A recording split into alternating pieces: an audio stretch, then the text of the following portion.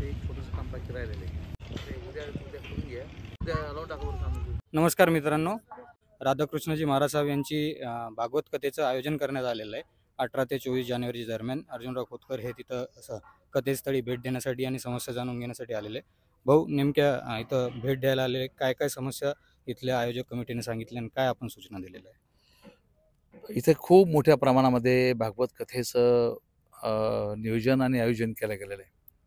खरं तर ही जालना शहरासाठी अत्यंत भूषणावर आणि एक मोठी पर्वणी आमच्यासाठी सर्वांसाठी आहे. अत्यंत वैचारिक ज्याला म्हणता येईल आणि ज्यांना मान्यता आहे, समाजामध्ये मान्यता आहे, राज्यात आणि देशामध्ये मान्यता आहे आणि त्यांच्या मुखातून एक वेगळ्या पद्धतीचं भागवत निश्चितपणे ते सांगतात आणि आम्हाला ते श्रवण करण्याची संधी या ठिकाणी मिळते. आयोजक कमिटीला मी मनापासून धन्यवाद देईल की त्यांनी खूप कष्टाने या ठिकाणी हे सर्व उभा केलेलं आहे. मी आज या ठिकाणची पाहणी करण्यासाठी आलेलो आहे. माननीय आयुक्त महानगरपालिका हेही या ठिकाणी आलेले आहेत आणि इथली स्वच्छता असेल, सुरक्षा असेल, इथं सर्व लाईट असेल किंवा ना काही रस्त्याचं काम अपूर्ण असेल, त्या संदर्भातला विषय असेल, या सर्व कामावरती लक्ष घालून तातडीनं संबंधित त्या विभागाला सूचना केलेल्या आहेत की ते काम तातडीने आपण पूर्ण करून घ्यावेत. आणि मला असं वाटतं की एक सुंदर प्रकारचं आयोजन या ठिकाणी जालनेकरांसाठी आणि परिसरातील 3-4 जिल्ह्यातील लोकांसाठी या ठिकाणी झालेलं आहे. ही आमच्यासाठी फार मोठी पर्वणी आहे. इथं कथेस्थळाच्या बाहेरच जिथं हा नवीन रोड बनलेला आहे, तिथं एक थोडं अधुरं काम राहिलेलं आहे. त्याबद्दल काही आपण सूचना केलेल्या आहेत का?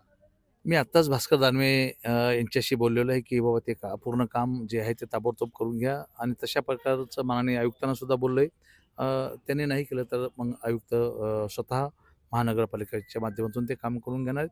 पण तुम्हाला असं वाटतं की त्यांनी मला शब्द दिला की उद्याच्या उद्या कामाला सुरुवात करतो म्हणून. नवीन मोंढा ते जवळपास बालाजी चौक हा जो रोड आहे, इथं स्ट्रीट लाईटची कमी आहे. वर्षानुवर्षांपासून ही मागणी होती की इथं स्ट्रीट लाईट बसवण्यात यावे. चोऱ्याचं जे वाढतं प्रमाण आहे हे या मार्गावर खूप जास्त आहे आणि वेळोवेळी प्रशासनानं मागच्या लोकप्रतिनिधींच्याकडे दुर्लक्ष केल्यामुळे आत्तापर्यंत ती मागणी मंजूर झाली नाही. तर त्याच्यासाठी आपल्याकडून काही पावलं उचलण्यात येत आहेत का? नाही, मागणी मंजूर आहे, रस्ता मंजूर आहे, पण तो काम सुरू केलं नाही. त्याही कामासंदर्भात मी बोलणार आहे. जे कोणी गुत्तेदार, कोणी कॉन्ट्रॅक्टर असेल त्यांच्याशी मी बोलून डिव्हायडरच्या माध्यमातून आता त्या कामामध्येही इन्क्लूड आहे. पोल टाकणं, लाईट लावणं बरोबर आहे. परंतु आता ही भागवत कथेचं औचित्य साधून मी त्या गुत्तेदारांशी विनंती करणार आहे की तातडीनं काही खंबे तुम्ही उभा करा. मी आयुक्तांनाही बोललो, परंतु त्यांना अगोदर सांगणार आहे की कथेपर्यंत तरी तुम्ही लाईट तिथं लावा. ते लाईट लावायची व्यवस्था मी या ठिकाणी करू आणि मग पुढं माझी बाजार समिती पुढं आहे. त्यामुळं पुढच्या कालखंडात लवकरात लवकर ते काम करून तिथं पोल लावून लाईट लावायचा आम्ही पुरेपूर प्रयत्न करतो. शहरामध्ये खूप चांगल्या पद्धतीचे आता आम्ही LEDs आज मुंबई, पुण्याच्या, नाशिकच्या बाहेर LED पोलवरती आल्या नाहीत. आता आम्ही जालना शहरामध्ये LED लावण्याचा पूर्णपणे सुशोभीकरणाचा कार्यक्रम या ठिकाणी हाती घेत आहोत. त्यामुळं शहराला सौंदर्यीकरण लाभेल. भाऊ, शेवटी भयमुक्त जालन्यासाठी काही पावलं उचलण्यात येत आहेत का?